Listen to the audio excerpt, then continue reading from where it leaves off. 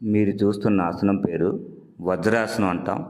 వజ్రం ఎంత గొప్పదో, విలువైందో ఈ ఆసనం అంత గొప్పది.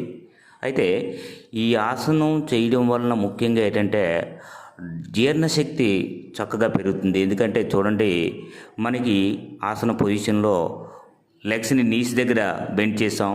సో, అక్కడ స్టమక్‌కి సపోర్ట్ వస్తుంది. సపోర్ట్ రావడం వల్ల ఈ ఆసనం తిన్న వెంటనే ప్రతిరోజు చేస్తే జీర్ణశక్తి అనేది తొందరగా పెరుగుతుంది. చక్కగా అలాగే ఫ్యూచర్‌లో మనకు ఆర్థరైటిస్ అవి రాకుండా బాగా పనిచేస్తుంది.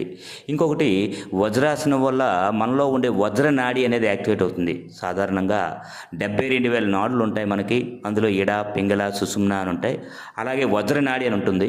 ఈ వజ్రాసనం చేయడం వల్ల వజ్ర నాడి యాక్టివేట్ అవుతుంది.